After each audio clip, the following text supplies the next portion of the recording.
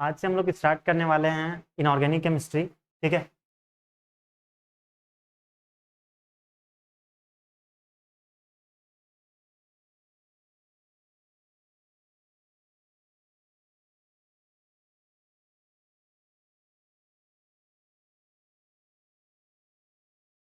ठीक है। इसमें सबसे पहला हम लोग को पढ़ना है केमिकल बॉन्डिंग।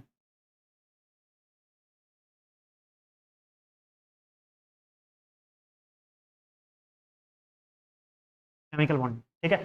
तो केमिकल बॉन्डिंग ये जो है चैप्टर, ये हर एक चैप्टर के लिए क्या है, ये इंपॉर्टेंट है। ठीक है, चाहे वो फिजिकल केमिस्ट्री हो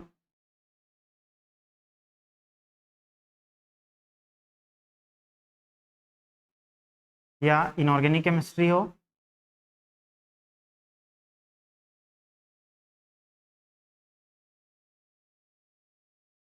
या ऑर्गेनिक केमिस्ट्री।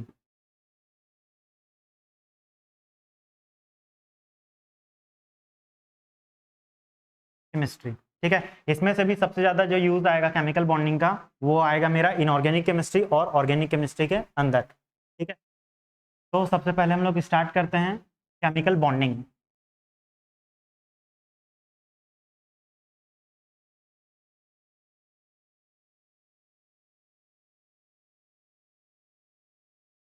केमिकल बॉन्डिंग, ठीक है। तो केमिकल बॉन्डिंग यहाँ पे रिप्रेजेंट क्या करना चाह रहा है, यहाँ पे बेसिकली क्या बनेगा, बॉन्ड बनेगा। ठीक है, लेकिन यहाँ पे बात है कि यहाँ पे बॉन्ड क्यों बन रहा है। जैसे हम एक कोई एटम ए है और दूसरा एटम है एक बी है, ये कंबाइन करके ए और बी बॉन्ड यहाँ पे फॉर्म कर गया। ठीक है, तो इसका मतलब यहाँ पे है कि ए का एक इलेक्ट्रॉन होगा और एक इलेक्ट्रॉन जो होगा वो क्या होगा, किसका होगा, बी का। तो यहाँ पे सबसे बड़ा क्वेश्चन है कि कोई एटम जो है वो क्यों कंबाइन करता है। ठीक है, कोई एटम जो है वो क्यों कंबाइन करता है। ठीक है, और कोई एटम अगर कंबाइन कर रहा है तो वो कैसे कंबाइन करेगा। ठीक है, तो हम लोग बेसिकली केमिकल बॉन्डिंग में इसी चीज के बारे में हम लोग क्या करेंगे, डील करेंगे कि कोई भी बॉन्ड जो होता है, केमिकल बॉन्ड जो होगा वो कैसे फॉर्म करेगा, और कोई बॉन्ड अगर बन रहा है, ठीक है, तो उसके कारण उस मॉलिक्यूल पे स्टेबिलिटी क्या होगा, इंक्रीज करेगा उसका स्टेबिलिटी या फिर डिक्रीज करेगा, वो हम लोग क्या करेंगे, केमिकल बॉन्डिंग के अंदर हम लोग पढ़ेंगे। ठीक है, इसमें से हम लोग को पता है कि जो नोबल गैस एलिमेंट होता है, नोबल गैस एलिमेंट, ये खुद क्या होता है, ये स्टेबल है। ठीक है, तो ये स्टेबल होने के कारण ये क्या होता है, नॉन रिएक्टिव। ठीक है, तो ग्रुप 18 का जो एलिमेंट होगा, नोबल गैस जो एलिमेंट आता है वो कौन सा ग्रुप का है, ग्रुप 18 एलिमेंट है। ठीक है, तो ग्रुप 18 को छोड़ के, ग्रुप 18 को छोड़ के बाकी जितना भी एलिमेंट है वो क्या बनाएगा, केमिकल बॉन्ड क्या करेगा, फॉर्म करेगा।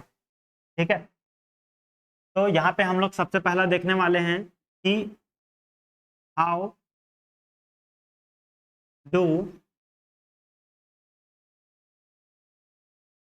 The chemical bond will form. ठीक है, और दूसरा जो देखेंगे वो देखेंगे why there is a formation of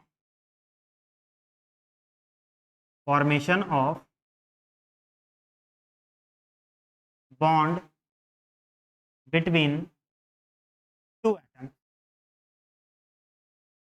ठीक है, और तीसरा जो हम लोग देखेंगे वो देखना है कि ये कंबाइन कैसे करेगा, हाउ डज इट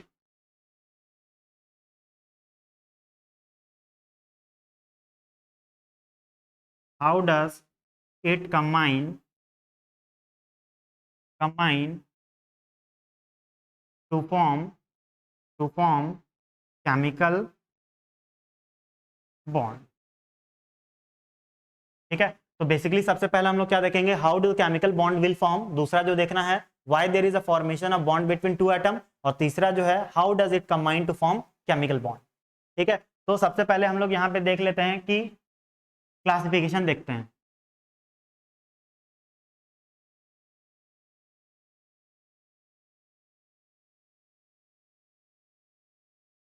क्लासिफिकेशन, ठीक है। तो हम लोग केमिकल बॉन्ड को दो पार्ट में क्लासिफाई करते हैं, केमिकल बॉन्ड, ठीक है, सबसे पहला स्ट्रॉन्ग बॉन्ड, ठीक है, सबसे पहला जो होता है वो स्ट्रॉन्ग बॉन्ड, और दूसरा जो बॉन्ड होता है वो है मेरा वीक बॉन्ड, वीक बॉन्ड, ठीक है। एक है स्ट्रॉन्ग बॉन्ड और दूसरा जो है वो क्या है, वीक बॉन्ड है। वीक बॉन्ड को हमको ब्रेक करने के लिए 80 टू 240 किलो जूल पर मोल एनर्जी रिक्वायरमेंट होगा, ठीक है, 80 टू 240 किलो जूल पर मोल। और वीक बॉन्ड को तोड़ने के लिए हमको 2 टू 42 किलो जूल पर मोल का रिक्वायरमेंट होगा, ठीक है। तो केमिकल बॉन्ड को सबसे पहले दो क्लास में डिवाइड किया गया है, सबसे पहला स्ट्रॉन्ग बॉन्ड है और दूसरा जो बॉन्ड है वो कौन सा बॉन्ड है, वीक बॉन्ड। स्ट्रॉन्ग बॉन्ड को तोड़ने के लिए हमको 80 टू 240 किलो जूल पर मोल का एनर्जी का रिक्वायरमेंट है, और वीक बॉन्ड को तोड़ने के लिए 2 टू 42 किलो जूल पर मोल एनर्जी का हमको रिक्वायरमेंट होगा, ठीक है। अब इस स्ट्रॉन्ग बॉन्ड को फर्दर क्लासिफाई किया गया है, ठीक है। सबसे पहला जो क्लासिफिकेशन है इसमें कोवेलेंट बॉन्ड, कोवेलेंट बॉन्ड। दूसरा क्लासिफिकेशन है आयोनिक बॉन्ड। तीसरा है मेटालिक बॉन्ड, मेटालिक बॉन्ड। और चौथा जो है उसको हम लोग को पढ़ना है कोऑर्डिनेट बॉन्ड, कोऑर्डिनेट बॉन्ड, ठीक है।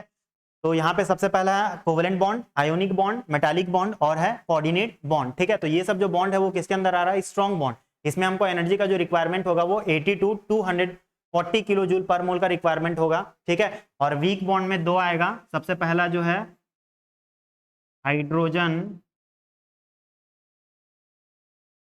हाइड्रोजन बॉन्डिंग, और दूसरा जो आएगा वो है वैन-डर-वाल।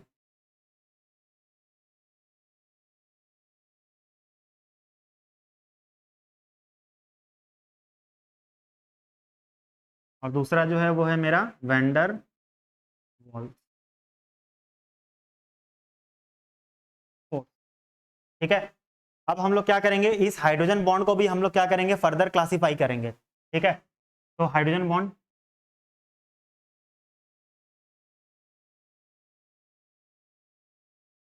हाइड्रोजन बॉन्ड को हम लोग क्लासिफाई करते हैं दो पार्ट में। सबसे पहला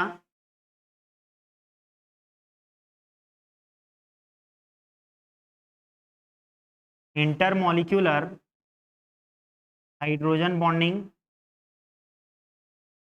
और दूसरा जो देखना है वो हम लोग को देखना है इंट्रामॉलिक्यूलर, इंट्रामॉलिक्यूलर हाइड्रोजन बॉन्डिंग, ठीक है। हाइड्रोजन बॉन्ड को दो क्लास में डिवाइड किया गया है, सबसे पहला इंटरमॉलिक्यूलर हाइड्रोजन बॉन्डिंग और दूसरा जो है वो कौन सा है, इंट्रामॉलिक्यूलर हाइड्रोजन बॉन्डिंग, ठीक है। अब इस इंटरमॉलिक्यूलर हाइड्रोजन बॉन्डिंग को भी हम लोग क्या करेंगे, फर्दर क्लासिफाई करेंगे। इसमें दो क्लासिफिकेशन है, सबसे पहला होमो, होमो इंटरमॉलिक्यूलर हाइड्रोजन बॉन्डिंग, और दूसरा जो देखना है इसमें देखना है कौन सा, हेटेरो, हेटेरो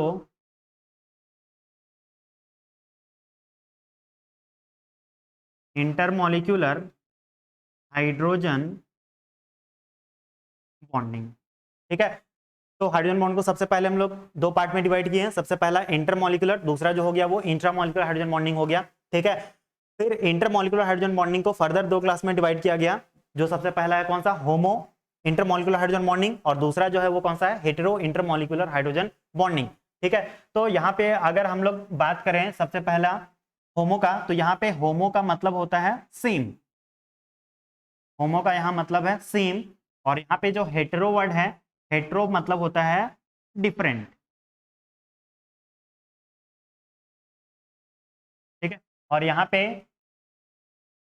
ये जो इंटर है, इंटर का मतलब होता है, इंटर का मतलब होता है outside the molecule, outside the molecule, मतलब यहाँ पे जो हाइड्रोजन बॉन्ड बनेगा वो कहाँ बनेगा, आउटसाइड द मॉलिक्यूल बनेगा। और यहाँ पे इंट्रा के केस में क्या होगा, इंट्रा का मतलब होता है with in the molecule, with in the molecule. ठीक है, तो ये क्लासिफिकेशन है किसका, हाइड्रोजन बॉन्ड का। ये क्या है, क्लासिफिकेशन। तो इसके पहले जो क्लासिफिकेशन था वापस से हम लोग देख ले रहे हैं। सबसे पहला क्या था, केमिकल बॉन्ड को दो पार्ट में डिवाइड किया गया। सबसे पहला स्ट्रॉन्ग बॉन्ड। स्ट्रॉन्ग बॉन्ड को हमको तोड़ने के लिए जो एनर्जी का रिक्वायरमेंट होगा वो 80 to 240 किलो जूल पर मोल का रिक्वायरमेंट है, और वीक बॉन्ड को तोड़ने के लिए 2 to 42 किलो जूल पर मोल एनर्जी का हमको रिक्वायरमेंट है। नेक्स्ट, स्ट्रॉन्ग बॉन्ड को फर्दर 4 कैटेगरी में डिवाइड किया गया। सबसे पहला है कोवेलेंट बॉन्ड, दूसरा है आयोनिक बॉन्ड, तीसरा है मेटालिक बॉन्ड और चौथा है कोऑर्डिनेट बॉन्ड।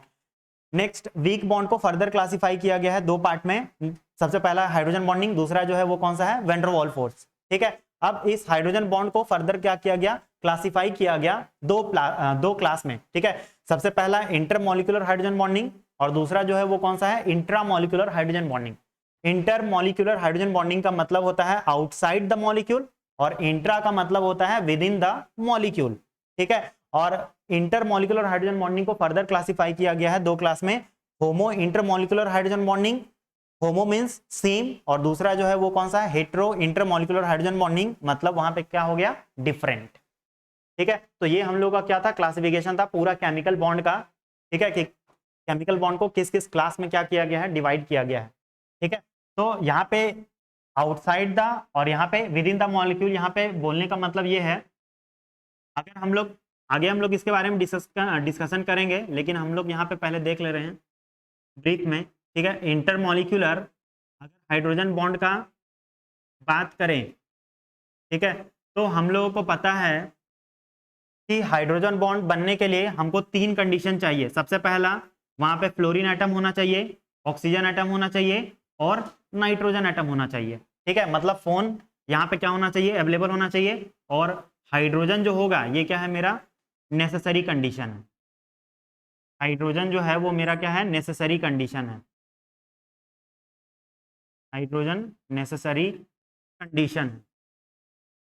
ठीक है, तो सबसे पहला जो है वो क्या है, इंटरमॉलिक्यूलर। तो इंटरमॉलिक्यूलर जो होगा ये कहां पे होगा, outside the molecule, outside the molecule. ठीक है, आउटसाइड द मॉलिक्यूल का मतलब है, जैसे अगर हम लोग कोई HF ले, ठीक है, HF मतलब हाइड्रोजन,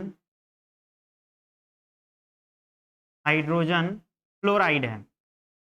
ठीक है, तो यहाँ पे हाइड्रोजन बॉन्डिंग क्या है, यहाँ पे पॉसिबल है, क्योंकि यहाँ पे फ्लोरीन एटम भी है एज वेल एज क्या है, हाइड्रोजन एटम भी पॉसिबल है। तो ये हाइड्रोजन बॉन्ड का कंडीशन को क्या कर रहा है, फुलफिल कर रहा है। हाइड्रोजन बॉन्ड का कंडीशन क्या चाहिए, फ्लोरीन एटम होना चाहिए, ऑक्सीजन एटम होना चाहिए, नाइट्रोजन होना चाहिए, और हाइड्रोजन जो है वो नेसेसरी कंडीशन है। इस तीनों एटम में से अगर एक भी एटम प्रेजेंट है तो वहां पे हाइड्रोजन बॉन्डिंग हमको मिलेगा। तो यहाँ पे हाइड्रोजन बॉन्डिंग बनेगा कैसे, HF, ये डॉटेड डॉटेड लाइन से हम लोग क्या करेंगे, इस हाइड्रोजन बॉन्डिंग को हम लोग रिप्रेजेंट करेंगे। ठीक है, ये HF और ये अगेन बॉन्डिंग होगा किसके बीच में, ये डॉटेड लाइन के साथ नहीं, ये सॉलिड लाइन, और ये वाला जो होगा ये डॉटेड लाइन, ये डॉटेड लाइन, यहाँ पे अगेन H आएगा और यहाँ पे क्या होगा, फ्लोरीन आएगा, और वो वापस से क्या रहेगा, ये कंटिन्यू चलता रहेगा। ठीक है, तो इस टाइप का बॉन्डिंग को हम लोग बोलते हैं इंटरमॉलिक्यूलर हाइड्रोजन बॉन्डिंग, क्योंकि ये जो बॉन्डिंग जो हुआ है वो क्या हुआ है, आउटसाइड द मॉलिक्यूल। ठीक है, और दूसरा जो हम लोग देखेंगे वो कौन सा है, जैसे एक और एग्जांपल ले लेते हैं, जैसे एक हो गया पारा नाइट्रोफिनॉल, पारा नाइट्रोफिनॉल। ठीक है, अगर हम लोग पारा नाइट्रोफिनॉल का अगर स्ट्रक्चर देखें तो सबसे पहले स्ट्रक्चर क्या होगा, पारा पोजीशन में नाइट्रो ग्रुप, तो इसके रिस्पेक्ट में पहला पोजीशन को बोलते हैं ऑर्थो, दूसरा पोजीशन मेटा, और नेक्स्ट कौन सा हो गया, पारा। पारा मतलब यहाँ पे NO2 ग्रुप हो गया। ठीक है, तो अगर इस NO2 ग्रुप को अगर हम लोग ओपन करें तो क्या लिख सकते हैं, HO N double bond O, dative bond के साथ ऑक्सीजन, और ये हो गया, ये है ऑर्थो नाइट्रोफिनॉल। अब इसको क्या करना है, इंटरमॉलिक्यूलर हाइड्रोजन बॉन्डिंग करना है, तो वापस से क्या होगा, सेम मॉलिक्यूल क्या होगा, इसके पास आएगा और क्या करेगा, इस ऑक्सीजन के साथ क्या करेगा, वो बाइंड करेगा। तो बाइंडिंग कैसे होगा, H ऑक्सीजन, और यहाँ पे N डबल बॉन्ड O, और यहाँ पे डेटिव बॉन्ड के साथ क्या लग जाएगा, ऑक्सीजन। अब यहाँ पे क्या होगा, यहाँ पे जो बॉन्ड जो एग्जिस्ट करेगा वो कौन सा करेगा, हाइड्रोजन बॉन्ड, क्योंकि यहाँ पे ऑक्सीजन एटम भी है as well as hydrogen atom भी है, तो यहाँ पे हाइड्रोजन बॉन्ड का कंडीशन को क्या कर रहा है, ये फुलफिल कर रहा है। ठीक है, तो ये क्या कर लेगा, हाइड्रोजन बॉन्ड यहाँ पे बना लेगा, और ये क्या करेगा, ये फर्दर जब मॉलिक्यूल आएगा पारा नाइट्रोफिनॉल का, तो ये फर्दर क्या करेगा, ये इस तरीके से क्या करेगा, हाइड्रोजन बॉन्ड क्या करेगा, बनाएगा। ठीक है, और इसी रीजन से यहाँ पे बोला जाता है orthonitrophenol, orthonitrophenol is more steam volatile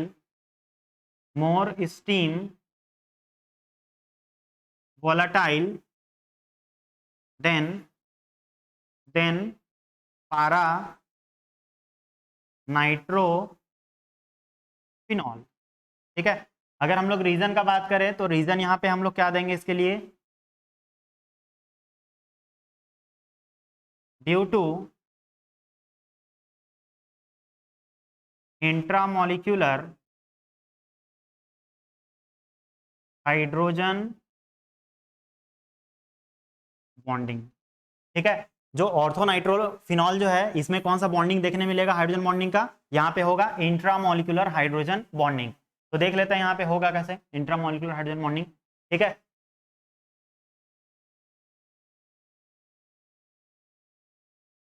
ये हो गया, यहाँ पे क्या होगा, OH है, OH, और यहाँ पे N डेटिव बॉन्ड के साथ ऑक्सीजन, और इधर डबल बॉन्डेड O। अब क्या होगा, यहाँ इस दोनों के बीच में क्या होगा, इंट्रामॉलिक्यूलर हाइड्रोजन बॉन्डिंग ये क्या करेगा, एग्जिस्ट करेगा। ये जो रिप्रेजेंट करना चाह रहा है ये क्या है मेरा, इंट्रा मॉलिक्यूलर हाइड्रोजन बॉन्डिंग है। ठीक है, और इसी इंट्रामॉलिक्यूलर हाइड्रोजन बॉन्डिंग के कारण ऑर्थो, ये जो कंपाउंड जो है ये कौन सा है, ऑर्थो नाइट्रोफिनॉल है। ठीक है, इसी रीजन के कारण इंट्रामॉलिक्यूलर हाइड्रोजन बॉन्डिंग होने के कारण ये जो कंपाउंड है ये क्या होता है, मोर स्टीम वोलाटाइल होता है, किसके कंपैरिजन में, पारा नाइट्रोफिनॉल के कंपैरिजन में। ठीक है, तो यहाँ पे इंट्रामॉलिक्यूलर हाइड्रोजन बॉन्डिंग होने के कारण ये मॉलिक्यूल क्या कर जाएगा, इजीली स्केप आउट हो जाएगा। ठीक है, स्टीम वोलेटाइल का मतलब होता है वो सीधे क्या कर जाएगा, उड़ जाएगा। जैसे अगर मेरे पास अगर कोई सॉलिड है, ठीक है, अगर सॉलिड है वो किस में डायरेक्ट कन्वर्ट हो जाएगा, गैस में, तो इस प्रोसेस को हम लोग बोलते हैं सब्लिमेशन, इस प्रोसेस को हम लोग बोलते हैं सब्लिमेशन, सब्लिमेशन। ठीक है, ये क्या होगा, ये लिक्विड स्टेट में नहीं जाएगा, ये सॉलिड से लिक्विड में ये नहीं जाएगा, ये सीधे किस में कन्वर्ट कर जाएगा, ये सीधे इसमें नहीं जाएगा, ये सीधे किस में कन्वर्ट करेगा, गैस में। और इस प्रोसेस को हम लोग बोलते हैं सब्लिमेशन। और ऑर्थोनाइट्रोफिनॉल जो है वो स्टीम वोलेटाइल है, क्यों, due to intramolecular hydrogen bonding. ठीक है, तो अब हम लोग वापस से आते हैं केमिकल बॉन्ड पे।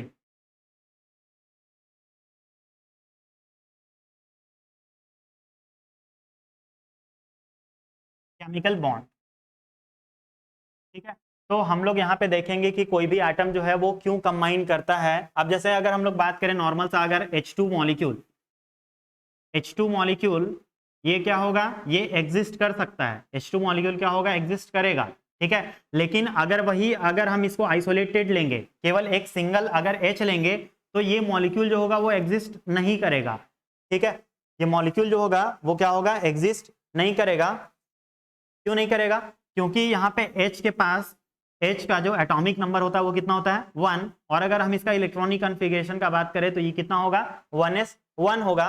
तो H के पास केवल कितना इलेक्ट्रॉन है, रिमेनिंग केवल 1 इलेक्ट्रॉन है।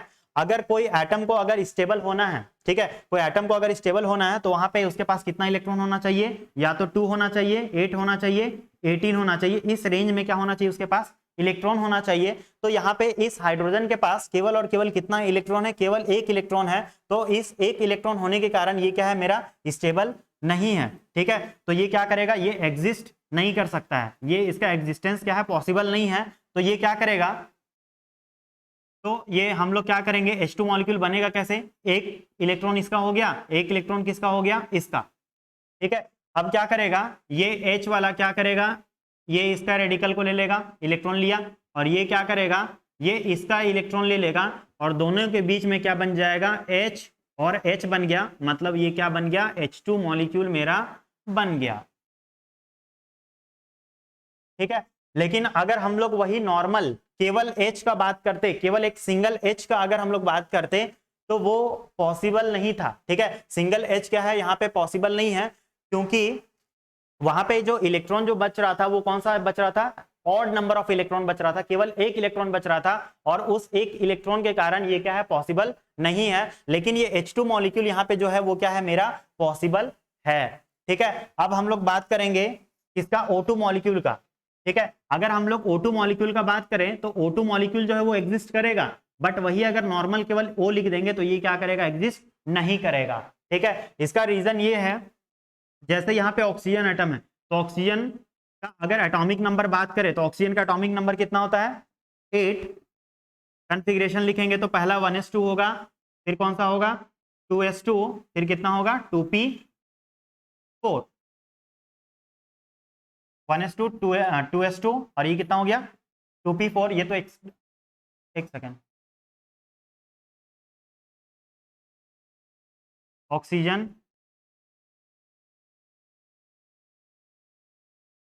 1s2 2s2 और ये कितना हो जाएगा 2p4 हो गया। ठीक है, अब अगर हम इसको KLM के फॉर्म में लिखेंगे तो क्या लिखेंगे, K के पास कितना इलेक्ट्रॉन जाएगा 2 इलेक्ट्रॉन, और L के पास कितना जाएगा 6 इलेक्ट्रॉन। मतलब इसके पास जो वैलेंस इलेक्ट्रॉन जो प्रेजेंट है ऑक्सीजन के पास, वो कितना वैलेंस इलेक्ट्रॉन है, 6 वैलेंस इलेक्ट्रॉन इसके पास क्या प्रेजेंट है। ठीक है, तो इसके कारण हम लोग क्या करेंगे, इसको रिप्रेजेंट कैसे करेंगे हम लोग देखते हैं। देखो हम लोग क्या करेंगे, ऑक्सीजन है, इसके पास कितना वैलेंस इलेक्ट्रॉन है, टोटल 6 है, तो ऐसे 4 दे दिए, एक यहाँ पे हो गया और एक कहाँ पे हो गया, यहाँ पे।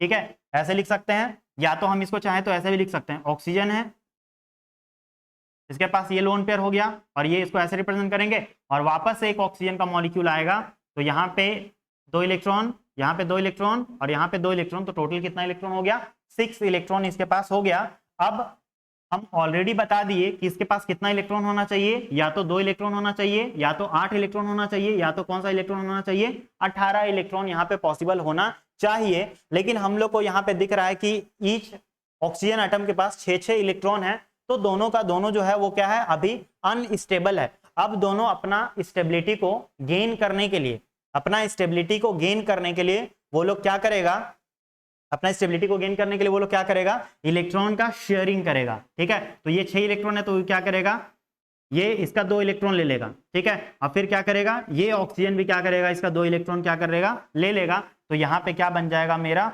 ऑक्सीजन के बीच में डबल बॉन्ड O। ठीक है, तो इस तरीके से हम लोग क्या करेंगे, फॉर्मेशन करेंगे किसका, O2 मॉलिक्यूल का हम लोग क्या करेंगे, फॉर्मेशन करेंगे। ठीक है, ठीक है, तो अब हम लोग यहाँ पे देखेंगे कि जब भी केमिकल बॉन्ड बनेगा, ठीक है, जब भी मेरा केमिकल बॉन्ड बनेगा तो वहां पे क्या होना चाहिए, एनर्जी जो होना चाहिए वो क्या होना चाहिए, मिनिमम होना चाहिए। ठीक है, अगर एनर्जी अगर मिनिमम नहीं होगा तो वो मॉलिक्यूल क्या होगा, स्टेबल नहीं होगा। ठीक है, मतलब जब भी केमिकल बॉन्ड बनेगा, ठीक है, तो केमिकल बॉन्ड के प्रोसेस में वहां पे क्या करना पड़ेगा, एनर्जी को हमको क्या करना पड़ेगा, लिबरेट करना पड़ेगा। मतलब हम लिख सकते हैं कि ये कौन सा प्रोसेस होगा, ये एक्सोथर्मिक प्रोसेस है। ठीक है, ये कौन सा प्रोसेस है, एक्सोथर्मिक प्रोसेस। एक्सोथर्मिक प्रोसेस का मतलब होता है हीट क्या करना, रिलीज करना। एक्सोथर्मिक प्रोसेस, ठीक है, तो यहां पे हीट क्या करेगा, रिलीज करेगा। ठीक है, तो हीट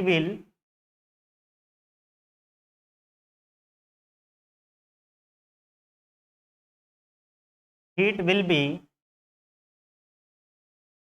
लिबरेटेड।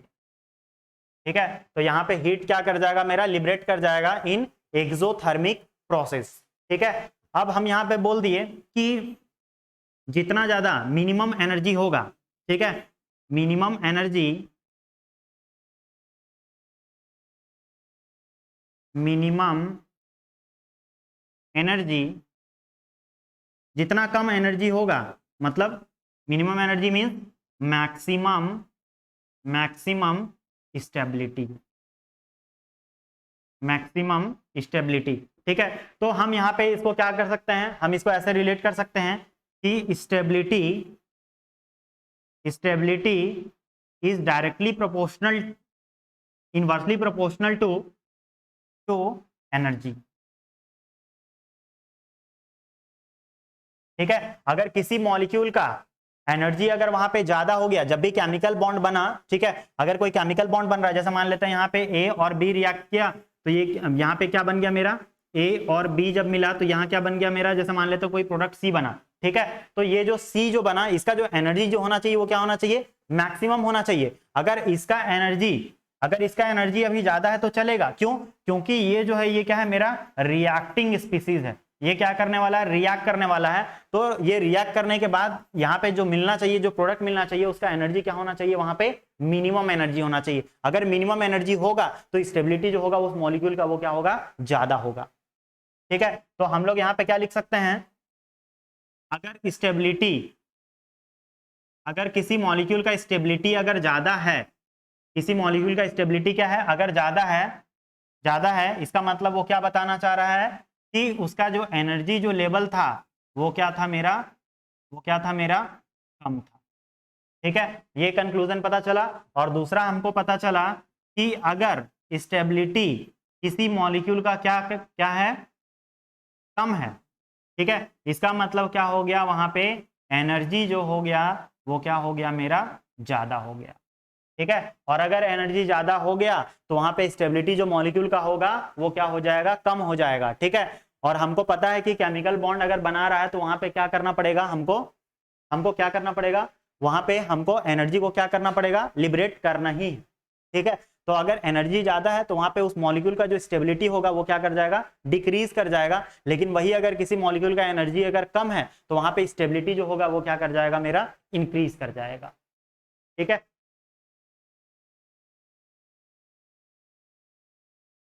ठीक है, तो हम लोग देखते हैं कॉज ऑफ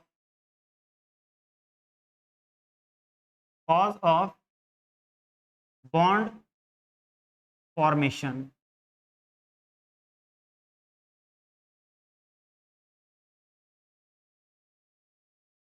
ठीक है, तो कॉज ऑफ बॉन्ड फॉर्मेशन के कारण यहाँ पे क्या होगा, सबसे पहला तो बता दिए कि यहाँ पे क्या होगा मेरा, अगर मेरा मिनिमम एनर्जी हुआ, तो वहां पे स्टेबिलिटी जो होगा वो क्या हो जाएगा, मैक्सिमम हो जाएगा, मैक्सिमम स्टेबिलिटी होगा। ठीक है, तो स्टेबिलिटी जो हो गया वो क्या होगा, is inversely proportional to energy, is inversely proportional to energy हो गया। ठीक है, तो ये मेरा क्या हो गया, रिलेशन हो गया। ठीक है, stability is inversely proportional to energy का ये क्या है मेरा, रिलेशन है। ठीक है, ये दूसरा, ये पहला पॉइंट हो गया। और दूसरा पॉइंट का बात करें तो ये क्या करेगा, इसको यहाँ पे इसको सूडो इलेक्ट्रॉनिक कॉन्फ़िगरेशन को क्या करना पड़ेगा, फॉलो करना पड़ेगा। ठीक है, यहाँ पे कौन कौन सा रूल उसको फॉलो करना पड़ेगा, एक तो हो गया मेरे पास ऑक्टेट रूल। ठीक है, ऑक्टेट रूल का मतलब उसके वैलेंस सेल में कितना इलेक्ट्रॉन होना चाहिए, 8 इलेक्ट्रॉन वहां पे क्या होना चाहिए, प्रेजेंट होना चाहिए। ठीक है, तो एक्सेप्ट हाइड्रोजन, हाइड्रोजन को छोड़ के बाकी जितना भी है वो क्या करेगा, कौन सा रूल फॉलो करेगा, ऑक्टेट रूल। मतलब उसके वैलेंस शेल में कितना इलेक्ट्रॉन होना चाहिए, 8 इलेक्ट्रॉन होना चाहिए। लेकिन जो हाइड्रोजन जो है वो कौन सा रूल फॉलो करेगा, इस रूल को हम लोग बोलते हैं ड्यूप्लेट रूल।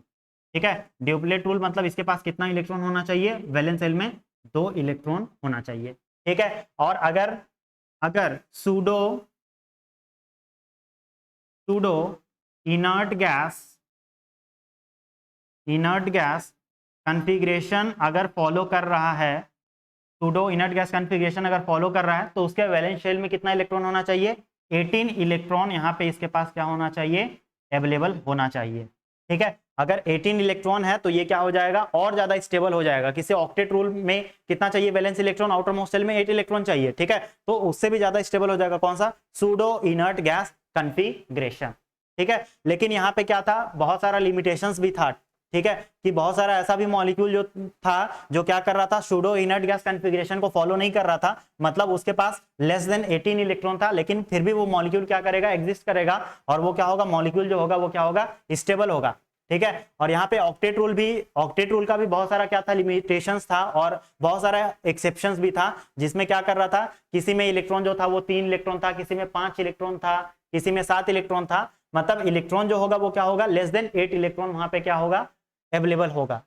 ठीक है, तो ये हो गया मेरा। ठीक है, तो यहाँ सबसे पहला हम लोग देखें कि कॉज ऑफ बॉन्ड फॉर्मेशन, तो सबसे पहला जो था वो क्या था, मिनिमम एनर्जी। अगर मिनिमम एनर्जी हुआ तो वहां पे स्टेबिलिटी जो होगा वो क्या हो जाएगा मेरा, मैक्सिमम। तो स्टेबिलिटी जो था वो इनवर्सली प्रोपोर्शनल किसके था, एनर्जी के। ठीक है, और नेक्स्ट जो हम लोग देखे कि क्या देखे, ऑक्टेट रूल में 8 इलेक्ट्रॉन होगा, और एक्सेप्ट हाइड्रोजन जो होगा वो कौन सा रूल फॉलो करता है, ड्यूप्लेट रूल, मतलब उसके पास 2 इलेक्ट्रॉन होगा। और अगर वहां पे pseudo inert gas configuration follow हो रहा है तो वहां पे कितना इलेक्ट्रॉन होगा, 18 इलेक्ट्रॉन होगा वैलेंस शेल में। ठीक है, अब हम लोग देखेंगे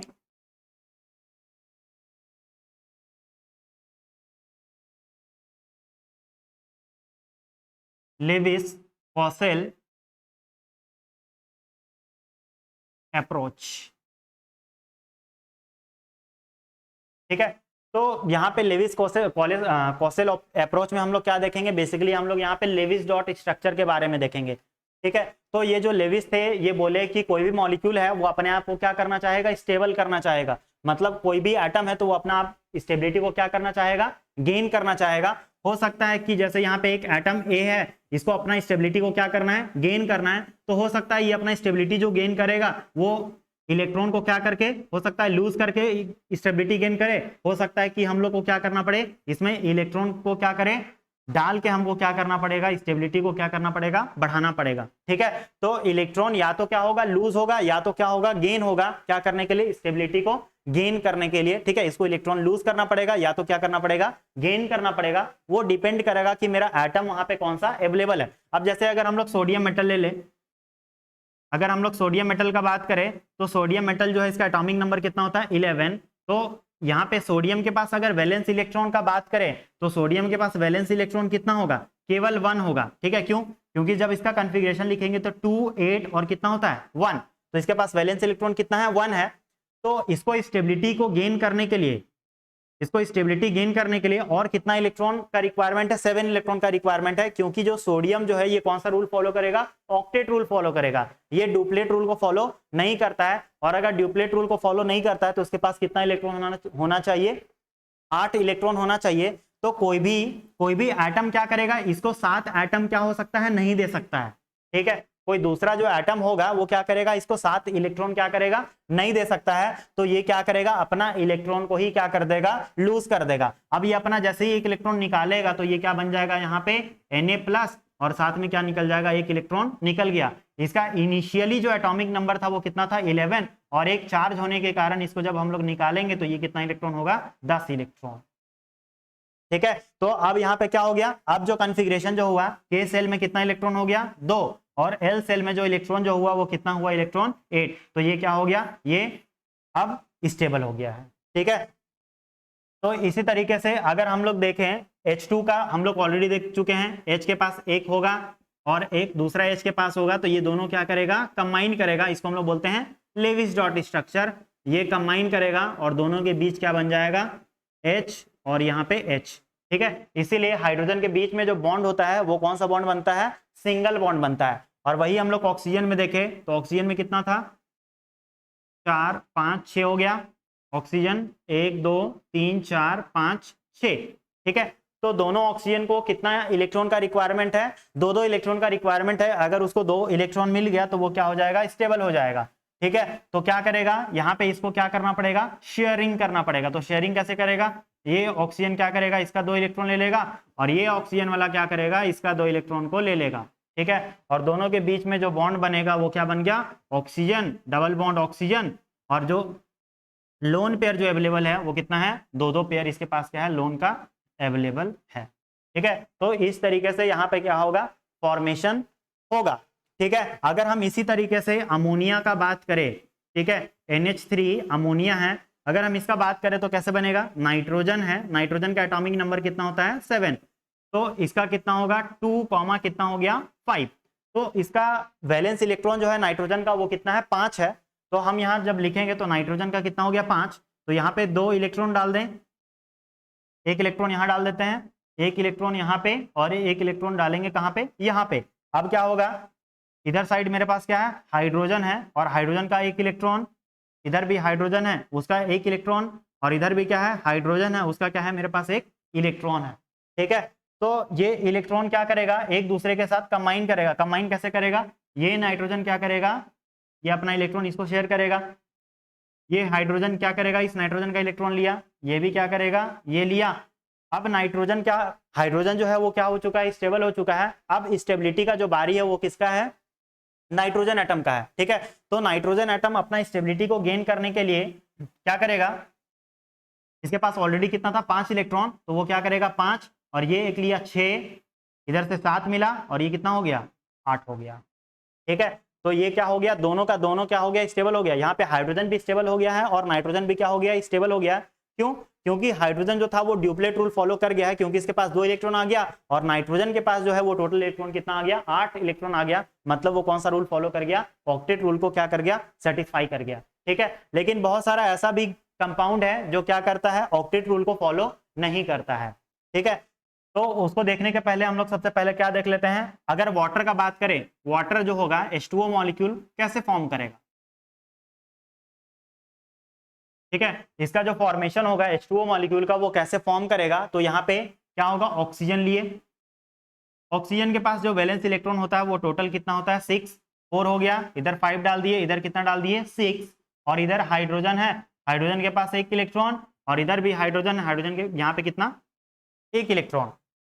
ठीक है, तो यहाँ पे अगर हम लोग देखें तो हाइड्रोजन के पास कितना रिमेनिंग इलेक्ट्रॉन, और इसको मिलना चाहिए था 1 इलेक्ट्रॉन मिलना चाहिए था, और ऑक्सीजन को और कितना इलेक्ट्रॉन का रिक्वायरमेंट है, 2 इलेक्ट्रॉन। मतलब हाइड्रोजन जो है यहाँ कौन सा रूल फॉलो करेगा, ड्यूप्लेट रूल, और ऑक्सीजन जो होगा वो कौन सा रूल फॉलो कर रहा होगा, ऑक्टेट रूल। ठीक है, तो यहाँ पे इलेक्ट्रॉन कैसे जाएगा, ये क्या करेगा, ये हाइड्रोजन जो है ये इसका 1 इलेक्ट्रॉन लेगा, और ये हाइड्रोजन क्या करेगा, इसका इलेक्ट्रॉन लेगा। अब ये ऑक्सीजन क्या करेगा, ये दोनों से 1 इलेक्ट्रॉन लेगा, तो यहाँ पे क्या बन जाएगा, H2O मॉलिक्यूल बन जाएगा, HOH मॉलिक्यूल क्या हो गया, बन गया। ठीक है, तो इस तरीके से हम लोग क्या करेंगे, फॉर्मेशन करेंगे। ठीक है, तो ये मेरा हो गया फॉर्मेशन किसका, H2O मॉलिक्यूल का। ठीक है, और ये जो स्ट्रक्चर जो बना इसको हम लोग बोलते हैं लेविस डॉट स्ट्रक्चर। ठीक है, तो अभी हम बात कर रहे थे कि बहुत सारा ऐसा भी मॉलिक्यूल है, बहुत सारा ऐसा भी मॉलिक्यूल है जो क्या होता है, ऑक्टेट रूल को क्या करेगा, फॉलो नहीं करता है। जैसे मेरा हो गया BeCl2 हो गया। ठीक है, BeCl2 में अगर हम लोग बेरिलियम का अगर एटॉमिक नंबर बात करें तो कितना होता है, 4 होता है। ठीक है, तो बेरिलियम का एटॉमिक नंबर 4 है, तो इसके पास कितना होगा, यहाँ पे भी 2 इलेक्ट्रॉन हो गया, यहाँ पे भी 2 इलेक्ट्रॉन, ये K सेल है, ये कौन सा सेल है, L सेल है। ठीक है, तो अब क्या होगा, BeCl2 बनाना है तो बेरिलियम डाल देते हैं, बेरिलियम के पास 1 इलेक्ट्रॉन इधर और 1 इलेक्ट्रॉन हम इधर डाल दे रहे हैं।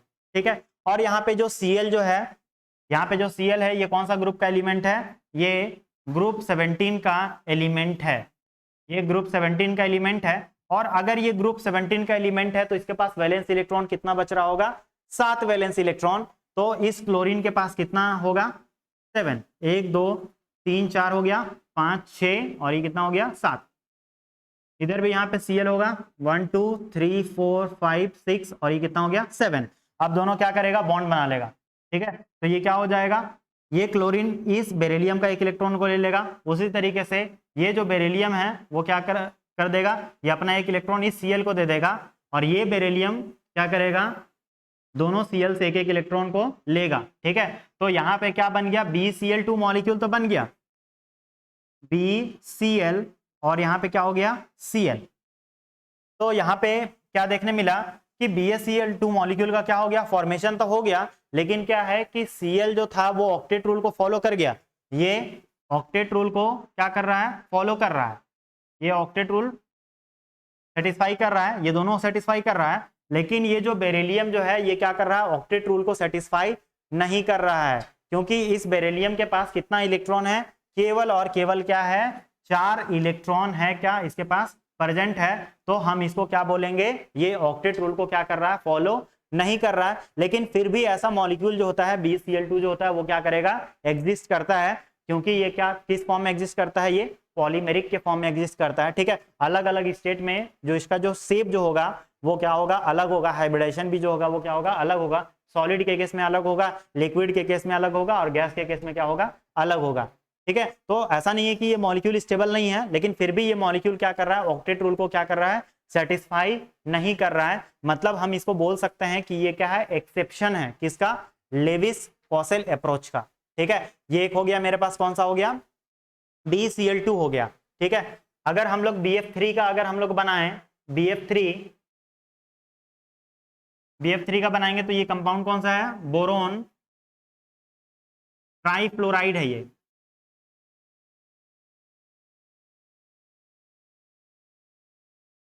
ठीक है, तो बोरोन का जो एटॉमिक नंबर होता है वो कितना होता है, 5। तो पहला कितना, 2, ये कौन सा हो गया, K सेल, और यहाँ पे कितना बचेगा, और कितना रेस्ट बच रहा है, 3, तो ये कौन सा हो गया, L।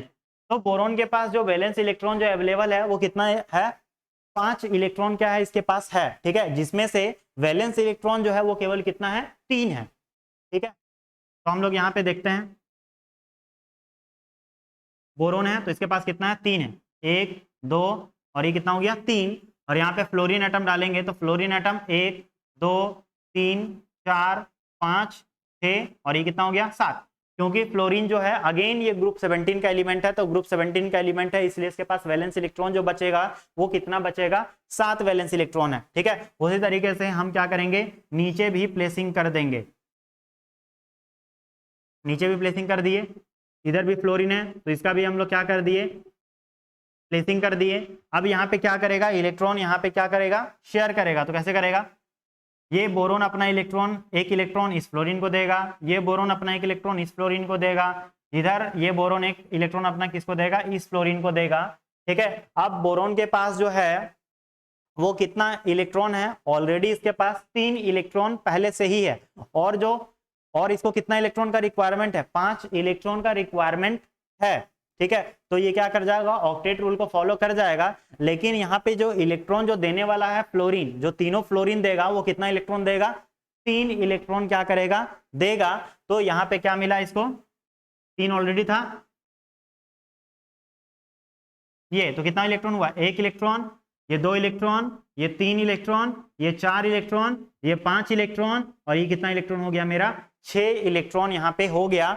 और अगेन ये जो बोरोन जो है ये क्या है, ये ऑक्टेट रूल को क्या कर रहा है, सेटिस्फाई नहीं कर रहा है। बट ये फ्लोरीन एटम जो है वो क्या कर रहा है, ऑक्टेट रूल को क्या कर रहा है, सेटिस्फाई यहाँ पे कर रहा है। ठीक है, तो इस तरीके से हम लोग क्या करेंगे, लेविस डॉट स्ट्रक्चर को हम लोग क्या करेंगे, बनाएंगे। ठीक है, तो ये सब जो था ये क्या है, ये सब एक्सेप्शन है। ठीक है, ये सब एक्सेप्शन है, एक्सेप्शन है किसका, किसका एक्सेप्शन, ये लेविस डॉट स्ट्रक्चर का। ठीक है, ये सब क्या है, एक्सेप्शन है। होना चाहिए था बेसिकली इसको 8 इलेक्ट्रॉन, लेकिन यहाँ पे जो इलेक्ट्रॉन है वो केवल कितना इलेक्ट्रॉन है, सेंट्रल मेटल एटम के पास कितना इलेक्ट्रॉन है, 6 इलेक्ट्रॉन है। और पीछे जो हम लोग देखे, पीछे वाले में कितना इलेक्ट्रॉन था, इस बेरिलियम के पास कितना इलेक्ट्रॉन है, 4 इलेक्ट्रॉन केवल क्या है, प्रेजेंट है। और इसके पास और कितना चाहिए था, 4 इलेक्ट्रॉन होना चाहिए था। तो ये क्या है, बेरिलियम जो है ये क्या है, ऑक्टेट रूल को क्या कर रहा है, सेटिस्फाई नहीं कर रहा है। ठीक है, और जो आगे जो हम लोग कंपाउंड जो देखे, बोरोन ट्राइफ्लोराइड, वो क्या कर रहा है, उसके पास जो वैलेंस सेल में जो सेंट्रल एटम के पास जो इलेक्ट्रॉन बच रहा है वो कितना इलेक्ट्रॉन बच रहा है, 6 इलेक्ट्रॉन। उसको और कितना इलेक्ट्रॉन का रिक्वायरमेंट है, 2 इलेक्ट्रॉन का रिक्वायरमेंट है। और जब उसको 2 इलेक्ट्रॉन मिल जाएगा तो वो क्या करेगा, ऑक्टेट रूल को क्या करेगा, वो फॉलो करेगा। और ऐसे ऑक्टेट रूल को वो क्या करेगा, फॉलो नहीं करेगा।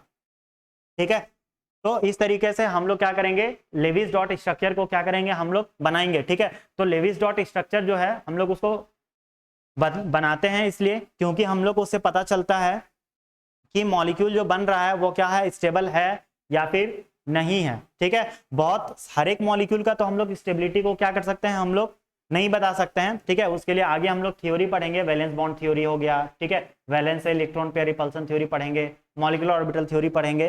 ठीक है, हम लोग को उस थ्योरी के अकॉर्डिंग हम लोग को पता चलेगा। यहाँ पे बस सिंपली बता रहा है कि कोई भी मॉलिक्यूल का जो फॉर्मेशन होगा वो क्या होगा, कैसे होगा। ठीक है, तो हम लोग बहुत सारा फॉर्मेशन देखे, जैसे हो गया H2O का देखे, H2 का देखे, ऑक्सीजन का देखे। ठीक है, BeCl2 का फॉर्मेशन देखे, BF3 का देखे, और एक लास्ट हम लोग देखते हैं किसका, नाइट्रोजन का।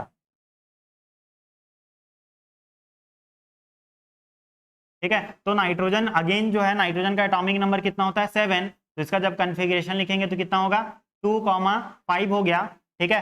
तो यहाँ पे कौन कौन सा है, ये K सेल का है, ये L सेल का है, ठीक है। तो नाइट्रोजन कभी भी एक सिंगल N कभी भी एग्जिस्ट नहीं कर सकता है, क्योंकि वो क्या होता है, अनस्टेबल हो जाएगा, ठीक है। तो इसके पास कितना लोन पेयर है, 2 लोन पेयर होगा इधर, और इधर 3 डालते हैं। इधर नाइट्रोजन के पास इधर 3 है और इधर कितना होगा, 2 होगा। अब यहाँ पे क्या करेंगे, ये नाइट्रोजन जो है वो क्या करेगा, इधर 5 और इसका इधर क्या ले लेगा, 3 ले लिया, हो गया 8 इलेक्ट्रॉन। और ये जब इधर लेगा तो ये कितना हो गया, 8 इलेक्ट्रॉन हो गया इसका, ठीक है। लेकिन यहाँ पे जो इलेक्ट्रॉन जो शेयरिंग हो रहा था, ठीक है, तो यहाँ पे शेयरिंग के ड्यूरेशन हमको देखने मिला कि नाइट्रोजन के बीच में जो बॉन्ड बनता है वो कौन सा बॉन्ड बनता है, ट्रिपल बॉन्ड N, और एक एक लोन पेयर दोनों के पास क्या होगा, अवेलेबल होगा, ठीक है। ये इलेक्ट्रॉन था, इस इलेक्ट्रॉन के कारण एक बॉन्ड बना, इस इलेक्ट्रॉन के कारण और इस इलेक्ट्रॉन के कारण दूसरा बॉन्ड बना, और लास्ट वाला जो बचा उसके कारण जो बना वो कौन सा बॉन्ड बना, तीसरा। तो जिसको कौन सा बॉन्ड बन गया, ट्रिपल बॉन्ड यहाँ पे क्या हो गया, फॉर्मेशन हो गया, ठीक है। तो इस तरीके से हम लोग क्या करेंगे, किसी भी मॉलिक्यूल का हम लोग क्या करेंगे, फॉर्मेशन करके देखेंगे, ठीक है। अब अगर हम लोग बात करें, जैसे मेरे पास अगर PCl5 मॉलिक्यूल हो जाए, ठीक है, अगर मेरा जो मॉलिक्यूल है वो कौन सा है, PCl5, तो PCl5 जो मॉलिक्यूल होता है इसको क्या बोलते हैं, फॉस्फोरस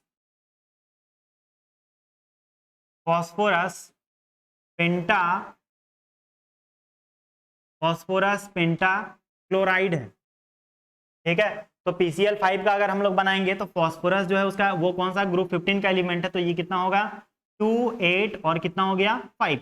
तो इसका जो वैलेंस इलेक्ट्रॉन अवेलेबल है वो कितना है, 5 वैलेंस इलेक्ट्रॉन अवेलेबल है, और 5 कोऑर्डिनेट करने के लिए कौन बैठा हुआ है, Cl, ठीक है। और Cl हमको पता है ये कौन सा ग्रुप का एलिमेंट है, ग्रुप 17 का एलिमेंट है, तो उसके पास वैलेंस इलेक्ट्रॉन कितना होगा, 7 वैलेंस इलेक्ट्रॉन होगा। तो फॉस्फोरस के पास कितना हो गया, 1 2 3 4 और ये कितना हो गया, 1 5। अब हम लोग क्या करेंगे, इधर हम लोग यहाँ पे क्या करेंगे, Cl लेके आएंगे, Cl हो गया 1 2 3 4 5 और ये वाला हो गया टोटल 7। अब इधर एक प्लेस कर रहे हैं, यहाँ पे Cl हो गया 1 2 3 4 5 6 और ये कितना हो गया, 7। एक इधर प्लेसिंग करेंगे तो Cl 1 2 3 4 5 6 और ये कितना हो गया, 7। एक इधर प्लेस करते हैं, Cl 1 2 3 4 5 6 और ये कितना, 7 हो गया। और एक इधर प्लेसिंग करेंगे तो Cl हो गया 1 2 3 4 5 6, ठीक है। तो अब हम लोग किसको क्या करेंगे, कंबाइन करेंगे, तो क्या होगा, ये इस तरीके से कंबाइन करेगा, ठीक है।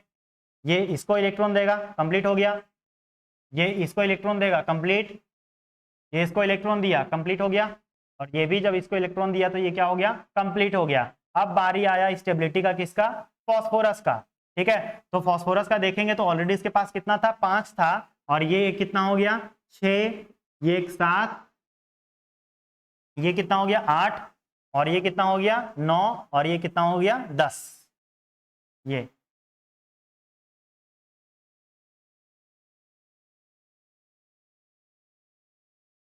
ठीक है।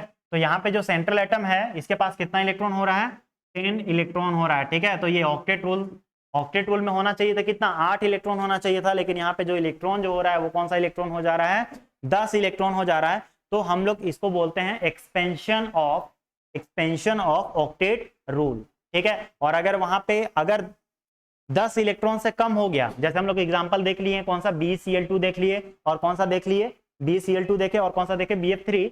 वहां पे जो इलेक्ट्रॉन जो प्रेजेंट था वो कितना था, 4 इलेक्ट्रॉन और 6 इलेक्ट्रॉन। तो वहां पे 8 इलेक्ट्रॉन से क्या था, कम था, तो उसको हम लोग क्या बोलेंगे, इलेक्ट्रॉन डेफिशिएंट स्पीसीज, ठीक है। तो BCl2 और BF3 जो हो गया वो कौन सा स्पीसीज है, वो इलेक्ट्रॉन डेफिशिएंट स्पीसीज है। वैसे भी ग्रुप 13 का जो एलिमेंट होता है वो कौन सा कंपाउंड बनाता है, इलेक्ट्रॉन डेफिशिएंट कंपाउंड ही बनाता है, ठीक है। तो आगे हम लोग अगले दिन हम लोग जो डिस्कस करेंगे इसी के बारे में, लेविस डॉट स्ट्रक्चर के बारे में थोड़ा और डिस्कस करेंगे, और फिर फर्दर हम लोग क्या करेंगे, अपना स्ट्रॉन्ग बॉन्ड की तरफ मूव करेंगे, जो कि सबसे पहला कौन सा है, कोवेलेंट बॉन्ड। और कोवेलेंट बॉन्ड के बाद हम लोग कौन सा पढ़ेंगे, वैलेंस बॉन्ड थ्योरी पढ़ेंगे, फिर उसके बाद हाइब्रिडाइजेशन देखेंगे, ठीक है। Thank you.